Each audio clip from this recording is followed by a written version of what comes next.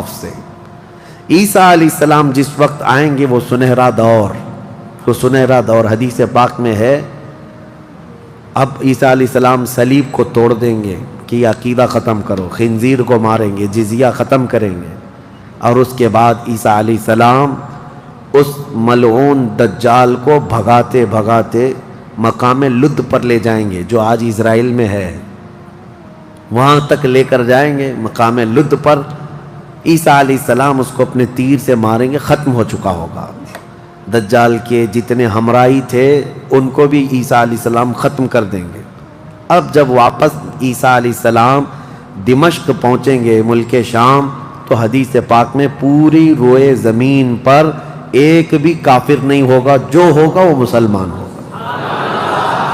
یہ وہ وقت ہے جس کا وعدہ اللہ نے قرآن میں فرمایا، هو الذی ارسل رسولہ بالہدی ودین الحق لیظہرہ علی الدین کلہ۔ وہی اللہ ہے جس نے اپنے رسول کو ہدایت کے ساتھ بھیجا ہے تاکہ اپنے دین کو ساری دنیا پر غالب کرے۔ اب تک یہ دین پوری دنیا پر نہیں غالب آیا، لیکن وہ دن ہوگا جب عیسیٰ علیہ السلام تشریف لائیں گے روئے زمین پر۔ اسی لیے میں کہتا ہوں وہ دن آئے گا جب ہر گھر سے آواز آئے گی لبیک یا رسول اللہ۔ وہ دن آئے گا، وہ وقت آئے گا۔ صبر کے بعد، ہر اندھیرے کے بعد صبح ہونا ہے، رات کے بعد اجالا آنا ہے۔ ہاں، آج جو حالات ہیں انشاءاللہ العزیز کچھ دیر کی خاموشی ہے، پھر شور آئے گا۔ آج کتوں کا وقت ہے، کل ہمارا دور آئے گا انشاءاللہ العزیز۔ میرے عزیزو، سیدنا عیسیٰ علیہ السلام جب اسے قتل کر چکے ہوں گے اور پھر روئے زمین پر صرف پرچم اسلام لہرا رہا ہوگا، امام مہدی کی عمر 49 سال یا 50 سال کے آس پاس ہوگی، وہ بیت المقدس میں انتقال کر چکے ہوں گے۔ آپ کی جنازہ کی نماز عیسیٰ علیہ السلام پڑھائیں گے، وہیں دفن ہوں گے۔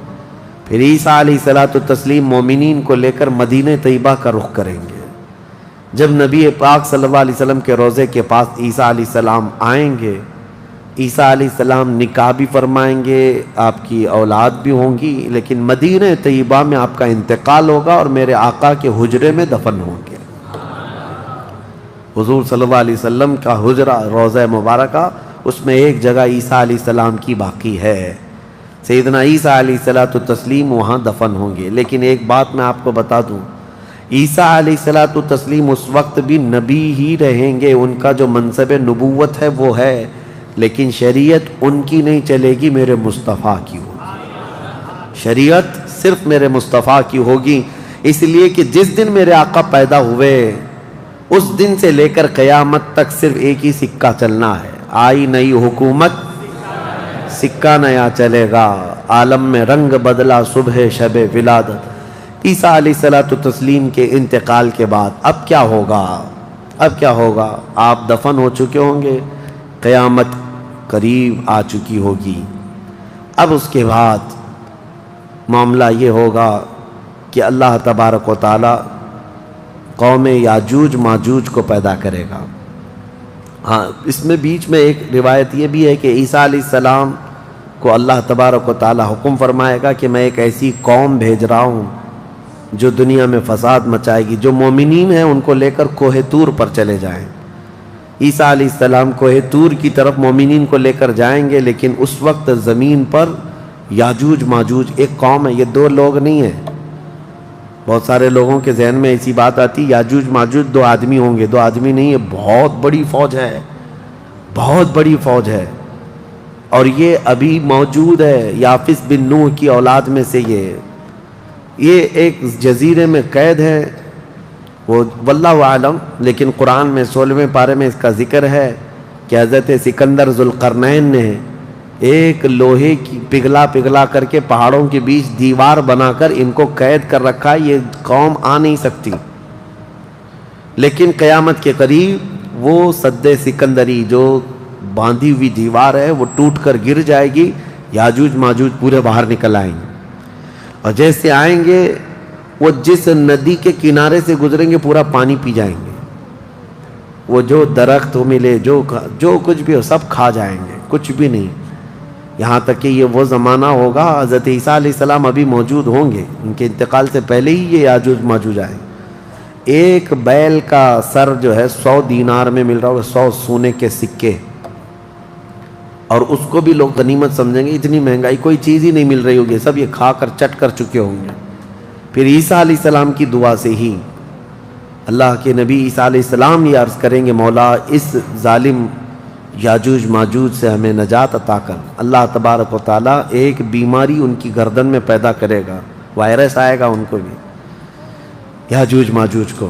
اب اللہ عالم اس وقت کا کون سا کورونا ہوگا، کون سا آئے گا، لیکن اس وائرس سے ایک ہی دن میں وہ پوری فوج مر جائے گی، اور مرنے کی وجہ سے پوری روئے زمین پر اتنی بدبو پھیل جائے گی، تعفن، اٹھانے والا کوئی نہیں ہے ان کی لاشیں. تو پھر یہ بھی ملتا ہے روایت میں کہ اللہ تعالیٰ لمبی بڑی گردنوں والے پرندے بھیجے گا، وہ پرندے ان کی لاشیں اٹھا اٹھا کر کے جنگلوں کی طرف چلے جائیں گے. پھر اللہ تعالیٰ بارش برسائے گا، اتنی تیز بارش برسے گی کہ پوری زمین پاک ہو چکی ہوگی. یاجوج ماجوج کا فتنہ ختم ہوگا، عیسیٰ علیہ السلام کا انتقال ہوگا. پھر اچانک ایک جانور باہر آئے گا جس کو دابۃ الارض کہا گیا ہے. یہ آئے گا، یہ آ کر کے اپنے ایک ہاتھ میں موسیٰ علیہ السلام کا عصا اور ایک ہاتھ میں سلیمان علیہ السلام کی انگوٹھی، یہ دونوں لے کر کے زمین پر گھومتا رہے گا. جو مومن ہوگا اس کی پیشانی پر سلیمان علیہ السلام کی انگوٹھی سے نشان لگا دے گا. جو کافر ہوگا موسیٰ علیہ السلام کے عصا سے اس پر لکیر کھینچ دے گا. جس کے لیے وہ نشانی لگا دیا وہ اسی حالت میں مرے گا. اور اس کے بعد پھر حدیث پاک میں ہے دابۃ الارض چلا جائے گا.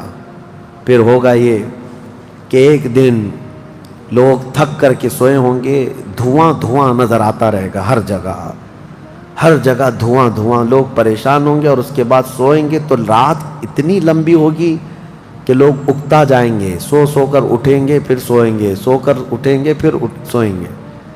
بچے جو ہے چیخ مارتے رہیں گے، اور پھر جانور اپنی کھیتیوں کی طرف بھاگنے کے لیے بے قرار ہوں گے. لیکن رات لمبی ہوگی، 3 راتوں کے برابر ایک رات ہوگی، 3 بڑی راتوں کے برابر ایک رات کٹتی نہیں ہوگی. لوگ تھک چکے ہوں گے سو سو کر کے. اس کے بعد پھر اچانک چھوٹی چھوٹی روشنی آئے گی سورج کی. لوگ چیخ مارتے ہوئے خوشیوں سے باہر آ جائیں گے کہ اجالا آ گیا. پہلے تو لوگوں کو یہ لگ رہا تھا کہ اب اندھیرا ہے، اب سورج آئے گا ہی نہیں. لیکن جیسی روشنی آنے لگے گی سب بھاگ کر کے باہر آئیں گے. لیکن دیکھیں گے اس وقت تو سورج جو ہے پچھم کی طرف سے نکل رہا ہوگا.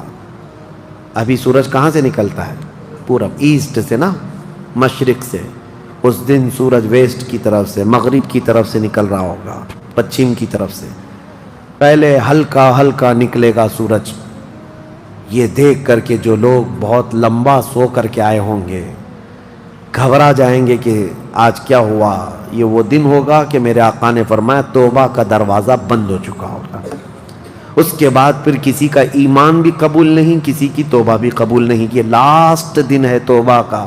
لاسٹ دن کیا، اس سے پہلے جو گزری رات لاسٹ تھی، رات لاسٹ تھی. سورج نکل کر کے آئے گا دھیرے دھیرے دھیرے. اس کے بعد دوپہر کا وقت جتنا ہوتا ہے اتنے وقت تک وہ آئے گا، اور اس کے بعد پھر واپس مغرب کی طرف ہی چلا جائے گا.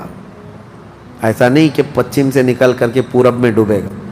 آدھے تک آئے گا دوپہر تک، اور اس کے بعد سورج پھر اپنے معمول کے مطابق جیسی روٹین ہے واپس پھر پچھم کی طرف چلا جائے گا، ڈوب جائے گا. یا آخری دن ہے، اب کسی کا ایمان کام نہ کرے گا، اب کسی کی توبہ کام نہ کرے گی. اب معاملات کیا ہوں گے؟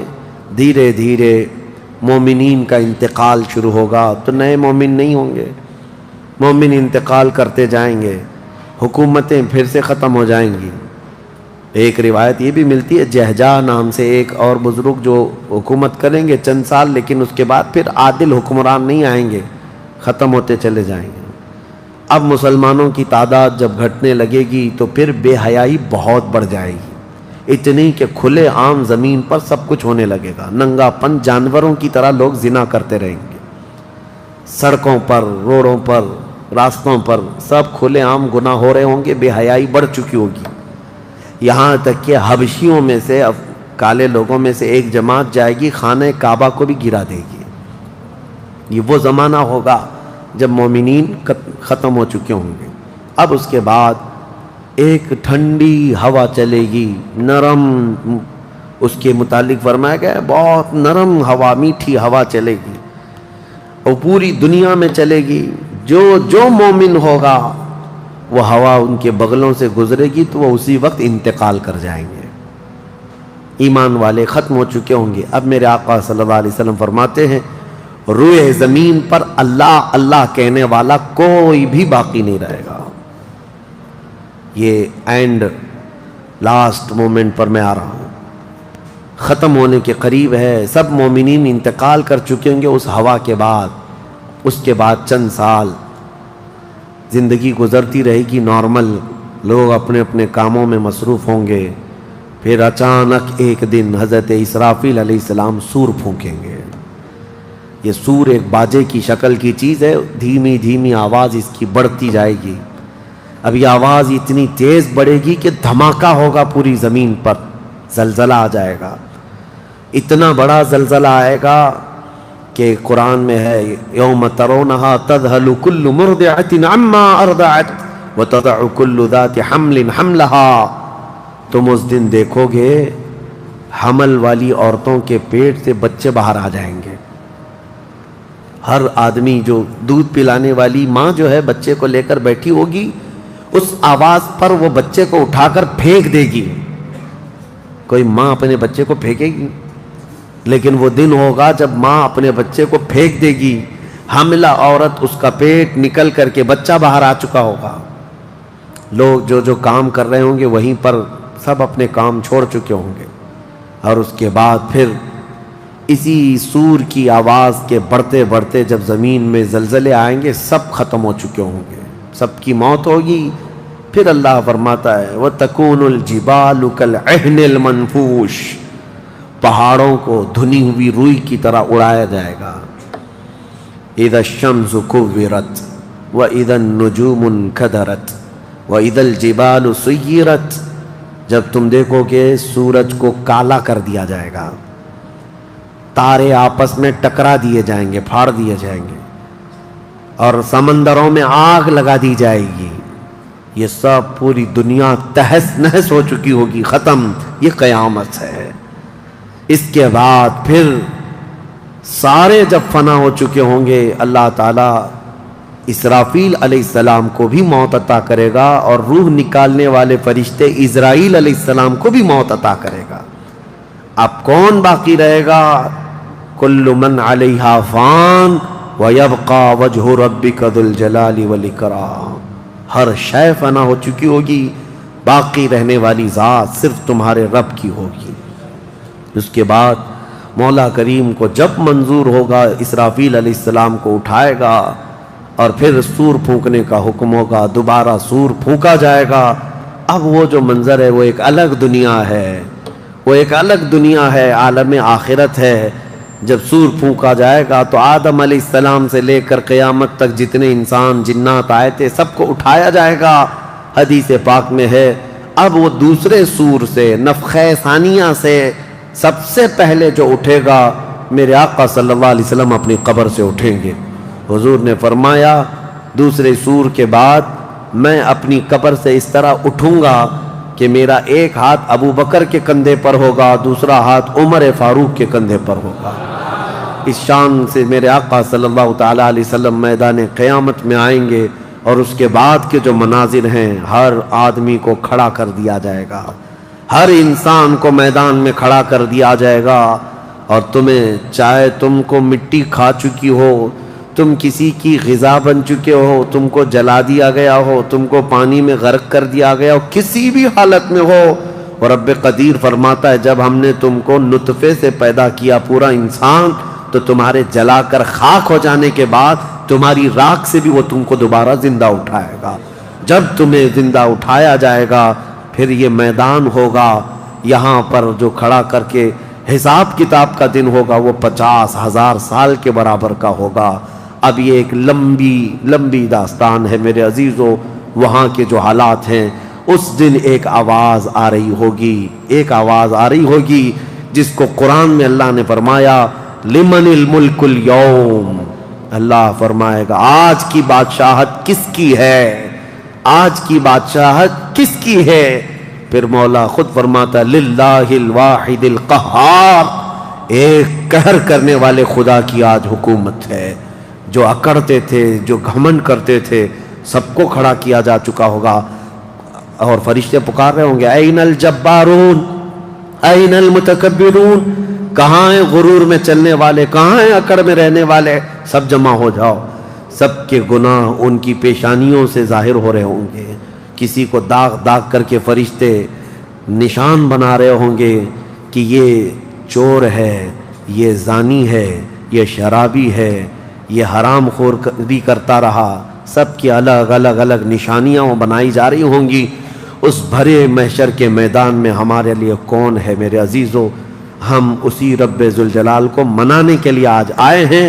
اس تصور کے ساتھ اب ہم کھڑے ہو کر اس کا ذکر کریں گے کہ مولا آج ہم تجھے منا رہے ہیں، تو ہم سب سے صلح فرما لے، کل بھری قیامت کے دن ہمیں ننگا اور ذلیل ہونے سے محفوظ فرما لے، اور قیامت کا دن ہوگا انشاءاللہ العزیز میرا رب اسی ذکر کی مجلس کی برکت سے ہماری بخشش کا اعلان فرمائے گا۔ وہ دن کتنا خوبصورت ہوگا، ذرا تصور کرو کہ اس ذکر کی مجلس کو اللہ تعالیٰ ذریعہ بنائے، اور قیامت کے دن جب سب کھڑے ہوں گے لاکھوں کی تعداد میں، اور تمہارا نام پکارا جا رہا ہوگا فلاں کا بیٹا فلاں کہاں ہے، تم گردن اونچی کر کے دیکھ رہے ہوں گے کیا ہے میرے حساب میں، کیا ہے میرے پلے میں، تو فرشتے کہیں گے اللہ کی طرف سے حکم آیا ہے، تیرے لیے جنت ہے، تیرے لیے جنت ہے۔ کھڑے ہو جائیں اور ذکر کے لیے تیار